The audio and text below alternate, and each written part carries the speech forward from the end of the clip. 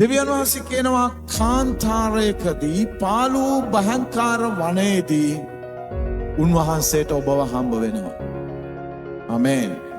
ඔබ ලස්සන ජීවිතයක් ගත කරමින් ඉන්නකොට නෙමෙයි, ඔබ ඉතාමත්ම අමාරු අසීරු වූ වේදනාකාරී පීඩාකාරී ඔබේ ජීවිතේ ඉතාමත්ම කනගාටුදායක අවස්ථාවකදී ඔබ මුහුණ දෙනකොට දෙවියන් වහන්සේ කියනවා ඔබගේ ජීවිතේ ඔබ අමාරු කිසි මිනිසෙකුට ඔබේ ජීවිතයට විසඳුමක් ගෙනෙන්නට බැරි ඉතාමත්ම පීඩාකාරී අසීරු වූ අවස්ථාවකදී දෙවියන් වහන්සේව ඔබගේ ජීවිතයට දෙවියන් වහන්සේව ප්‍රකාශ කරනවා, එළිදරව් කරනවා. දනවද යෙසායාගේ පොතේ කියනවා පීඩාව නැමැති උඳුනේදී මම නුඹව තෝරා ගන්නවා.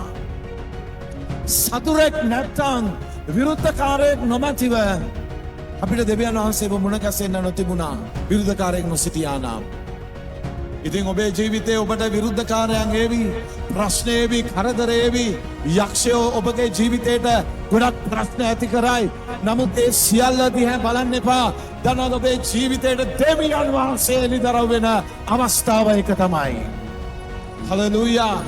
ඒ වෙලාව ඔබේ ජීවිතේ විනාශ වෙන වෙලාව නෙමෙයි, ඔබේ ජීවිතේ පරාජිත වෙන වෙලාව නෙමෙයි. දෙවියන් වහන්සේ මේ අහස පොළව මැව්ව ජීවමාන දෙවියන් වහන්සේ ඔබට එළිදරව් කරන වෙලාව එකයි. උන්වහන්සේ ඔබට එළිදරව් කරලා ඔබගේ විනාශ වලින් ඔබව මුදවලා ඔබව ගලවලා උන්වහන්සේගේ ඇසේ කළු ඉංග්‍රියාව මෙන් දෙවියන් වහන්සේ ඔබව ආරක්ෂා කරනවා. බයිබලයේ කියනවා දෙවියන් වහන්සේ ආශිර්වාද කරපු දෙවියන් වහන්සේ තෝරාගත්තු දෙවියන් වහන්සේගේ දරුවන්ට කවුරු හරි කෙනෙක් පීඩා කළොත් හරියට ඒක දෙවියන් වහන්සේගේ ඇසට ඇඟිල්ලෙන් යනවා වගේ කියලා. කාට හරි පුළුවන් දෙවියන් වහන්සේගේ ඇසට ඇඟිල්ලෙන් අනින්න. දන්නවද දෙවියන් වහන්සේගේ ඇස් දෙක වගේ ඔබව රැක බලා ගන්නවා.